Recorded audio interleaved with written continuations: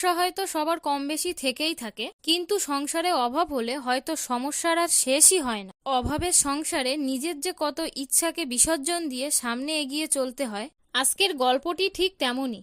যে গল্পটি আজকে বলতে চলেছি সেটি বিভূতিভূষণ বন্দ্যোপাধ্যায়ের তালনবমী অবলম্বনে সহজপাঠের গপ্প।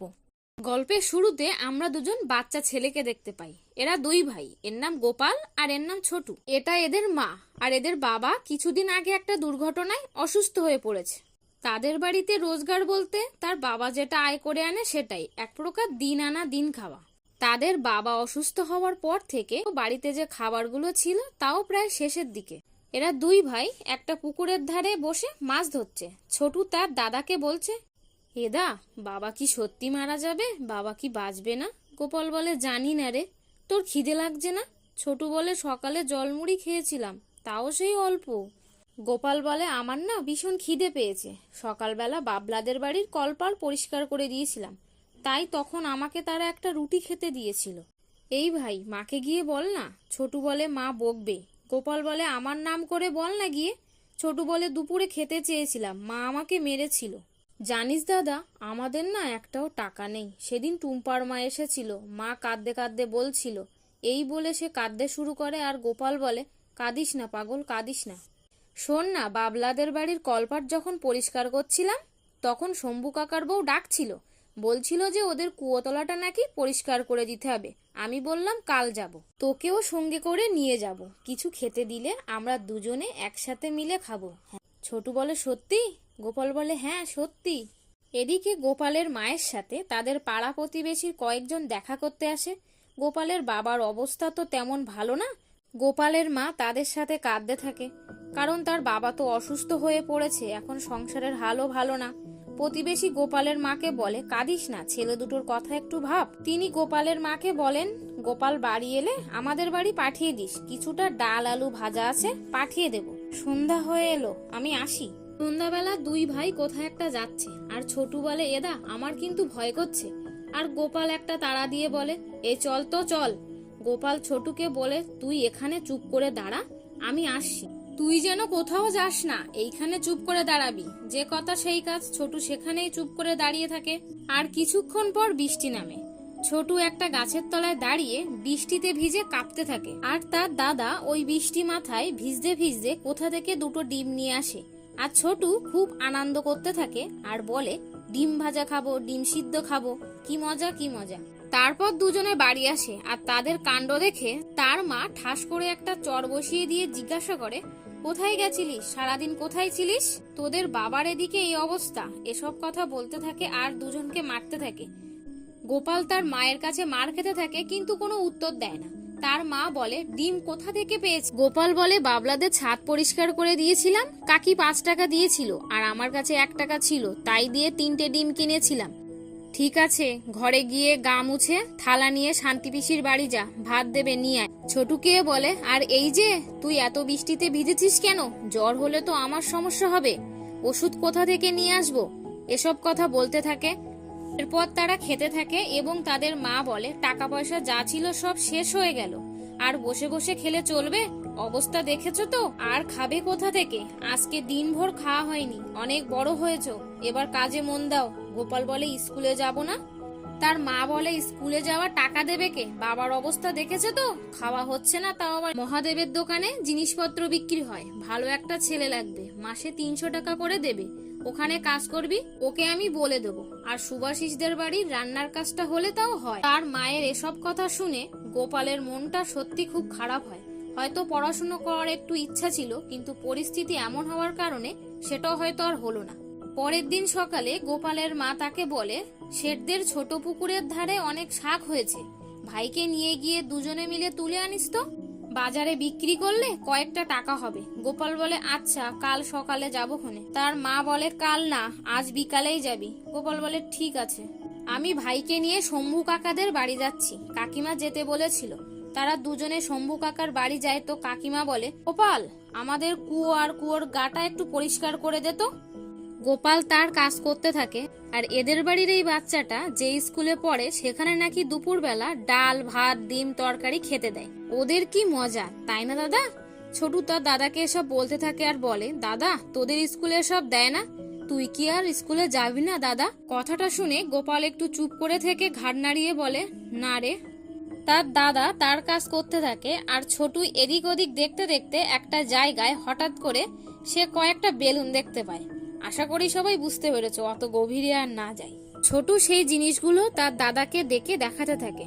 তো তারা অবাক, এরকম বেলুন তারা আগে কখনো দেখিনি। ওদিকে কাকিমা ডেকে ওঠে, এই গোপাল তোর কাজ হলো? তো এসে দেখে ভালোই পরিষ্কার হয়েছে, কিন্তু ওদের হাতে ওটা দেখে কাকিমা খুবই রেগে যাওয়ায় তারা সেগুলো ফেলে দিয়ে কাকিমা তাদেরকে বলে, এই নে টাকাটা ধর আর বাড়ি যা। গোপাল বলে, যা, এমন রেগে গেল কেন? আর তার ভাইকে বলে, আর তোকেও তখন বলেছিলাম ওসব নিস না। তারপর তারা আর কি করবে, দুই ভাই আস্তে আস্তে বাড়ি চলে যায়। বাড়ি আসার পরে তাদের মা মুড়ি আর শাক ভাজা খেতে দিলে ছোটু বলে, মা ভাত নেই? গোপাল বলে, শুধু মুড়ি, যা খাওয়া যায়? এটা শুনে তার মা রেগে গিয়ে তাকে একটা চড় মারায়। সে খাবার রেখে বাড়ি থেকে চলে যায়। একটা পুকুর পাড়ে গিয়ে বসার কিছুক্ষণ পরে ছোটু তার কাছে দুটো পেয়ারা নিয়ে আসে। দাদার মন খারাপ দেখে যাতে সে একটু হাসে সেজন্য ছোটু বিভিন্ন অঙ্গভঙ্গি করে নাচতে থাকে। যখনই তারা একটু সময় পায় তখনই দুজনে মিলে এরকম আনন্দ করতে থাকে। ওদিকে তাদের মা গোপাল গোপাল করে তাদেরকে ডেকে নিয়ে মহাদেবের বাড়িতে যায়। গিয়ে জানতে পারে মহাদেব বাড়িতে নেই, এক সপ্তাহ পরে বাড়ি আসবে, কাজের জন্য বাইরে গেছে। এটা শুনে তারা সবাই বাড়ি ফিরে আসে। এমনই একদিন ভোরে গোপাল হঠাৎ ঘুম থেকে উঠে দেখে তার বাবা মারা গেছে। আর তার মা এক দৌড় দেয় আর গোপাল কাঁদে আর ওমা ওমা করে আর মায়ের পেছনে দৌড়ায়। একটা সময় গোপাল তার মায়ের শাড়ির আঁচল ধরে ফেলে, কিন্তু তার মা ওসব বাধা অতিক্রম করেই দৌড়াতে থাকে রেল লাইনের দিকে। আর ওই সময় ট্রেনটা আসছিল, আর কি যেটা ভাবছো ওটাই হয়। আর এসব দেখে কেউ কি আর শান্ত হয়ে থাকতে পারে? গোপাল তার মায়ের শাড়িটা ধরে মা মা করে কাঁদতে থাকে। এরপর তার ঘুম ভেঙে যায়। অবশেষে দেখা যায় ওসব কিছুই হয়নি, গোপাল ওটা এতক্ষণ স্বপ্ন দেখছিল। দেখে সবকিছুই ঠিক আছে আর তার মা তার পাশেও শুয়ে আছে। কি একটা ভেবে হঠাৎ সে তার মায়ের আঁচলে একটা টাকা বেঁধে দেয়। তারপর সে শাক তুলতে গিয়ে কিছুটা তালও পায় এবং সবগুলোকে নিয়ে সে বাজারে তার ভাইকে নিয়ে বিক্রি করতে বসে। ভালোই মোটামুটি বিক্রি হয়েছে। তো বাড়ি আসার পথে তাদের একটা খেলার সাথী নাম নানু, সে কোথায় যাচ্ছে জানতে চাইলে বলে সেটেদের বাড়ি নাকি জন্মাষ্টমীর উৎসব পালন করা হবে, বিরাট বড় করে পূজা করা হবে, অনেক লোকের নিমন্ত্রণ করবে, সব গ্রামে বলবে। তার কাছ থেকে এই কথাটা শুনে ছোটু বলে, আমাদের বলবে? তো তাদের বন্ধু বলে, সব গ্রামে যখন বলবে তোদের কি আর বাদ দেবে, তোদেরকেও নিশ্চয়ই বলবে। হেব্বি খাওয়া দাওয়া দেবে, লুচি সুজি মালপোয়া আলুর দম চাটনি আরো কি একটা যেন করবে, মা বলছিল। হেব্বি মজা, বিরাট খাওয়া দাওয়া। আচ্ছা গোপাল দাদা, আমি যাই। দুই ভাই বাড়ি যেতে যেতে ছোটু তার দাদাকে বলছে, আর মাত্র দুদিন, তারপরেই না হেব্বি খাওয়া দাওয়া। আর তুই কি জানিস জন্মাষ্টমীতে তালের বড়া তালের ক্ষীর এসবও করে? আর এসব করতে গেলে তো তালও লাগে। তো আজকে বিকালে ওদের বাড়ি গিয়ে শুনে আসবো ওদের তাল লাগবে কিনা। ছোটু বলে, কি মজা কি মজা, আমিও যাব। তারা দুই ভাই বিকালে সেটেদের বাড়ি গিয়ে জানতে পারে তাদের অনুষ্ঠানের জন্য তাল লাগবে এবং তারা দুই ভাই ভালো পাকা তাল এনে দেবে। রাতে দুই ভাই শুয়ে শুয়ে একটু হাসি মজা করতে থাকে। গোপাল ছোটুকে বলে, তুই না একটা আস্ত বোকা, ওরা নেমন্তন্ন করার হলে পয়সা নিলেও করবে না নিলেও করবে। ছোটু বলে, তুই বোকা, তালের দাম নিলে কেউ নেমন্তন্ন করে? গোপাল বলে, বেশি বকবি না, তালের দাম আমি নেবই, তাই সে নেমন্তন্ন করুক চাই না করুক। তো ছোটু এটা শুনে বলে, পয়সা নিস না দাদা, তাহলে ওরা আর নেমন্তন্ন করবে না। গোপাল বলে, এটা নিয়ে আর জ্বালাস না তো, ঘুমিয়ে পড়, যা ঘুমা। আসলে গোপাল এটাই চাইছিল হয়তো যে তালটা ওদের কাছে বিক্রি করে কয়েকটা টাকা হলে বাড়িতে কিছুটা উপকার হবে। আর ছোটু ভাবছে তারা টাকা নিলে আর নেমন্তন্ন করবে না। গোপালের থেকে তো সে অনেকটাই ছোট, কতই বা আর বুঝবে। ছোটু তার মাকে বলে, মা ও মা, জন্মাষ্টমী কি গো মা? তার মা বলে, গোপাল ঠাকুরের জন্মদিন। জন্মদিন কথাটা শুনে সে তার মাকে বলে, ও মা, মা আমার জন্মদিন কবে গো? তার মা বলে, কি জানি, আমার মনে নেই। সে আরো বলে, ও মা, মা আমার জন্মদিন করবে অমন করে, পলোয়া আলুর দম চাটনি, ও মা বলো না। তার মা এসব শুনতে শুনতে হঠাৎ ঘুমিয়ে পড়ে। এই অভাবের সংসারে তার মা কি বা করবে। পরের দিন সকালবেলা ছোটু তার দাদার আগে উঠে বৃষ্টি মাথায় একটা ছাতা নিয়ে কিছু তাল কুড়িয়ে সেটেদের বাড়ির ওই দিদাকে গিয়ে দিয়ে আসে। তো সেই দিদা বলে, তা তো তালের দাম কত? ছোটু বলে, পয়সা দিতে হবে না দিদা, আমি তোমাকে এমনি দিয়ে দিলাম। দিদা বলে, সে কি, এত ভালো তাল আর তুই পয়সা নিবি না? ছোটু তালগুলো রেখে দেয় আর তারপরে বলে, দিদা আমি চলে যাচ্ছি। ছোটু ভাবে তাকে মনে হয় নেমন্তন্ন করবে, কিন্তু তার না। অবশেষে সে বাড়ি ফিরে আসে। বাড়ি ফিরে গেলে তার মার কাছে সে একটু কানমলা খায় বৃষ্টিতে ভেজার জন্য। অন্যদিকে তার দাদার জ্বর এসেছে। ছোটু উঠানে খেলছিল এবং তার দাদা এসে তাকে এক চড় বসিয়ে দেয় আর বলে, তুই সেটেদের বাড়ি তাল দিয়ে এসেছিস? আমার শরীর খারাপ, তাও আমি তাল কুড়িয়ে নিয়ে গিয়েছি। ওরা বলল তাল লাগবে না, তুই কেন দিয়ে এসেছিস বল। ছোটু বলে, পয়সা নিলে ওরা নেমন্তন্ন করতো না রে দাদা। গোপাল বলে, ওরা এমনিতেই নেমন্তন্ন করবে না, করার হলে প্রথম দিনই করতো, আর নইলে তুই যখন তাল দিতে গিয়েছিলিস তখনই করতো। ছোটু বলে, না ওরা করবে। তো রাতে শুয়ে শুয়ে ছোটু কাঁদতে থাকে আর ওদের মা গোপালকে বলে, ভাইকে কেউ অমন করে মারে? ও কি বোঝে? সরল মনে দিয়েছে, যা ভাইকে গিয়ে ডেকে নিয়ে আয়। এর ওখানে গিয়ে বলে, চ ভাই খাবি চল।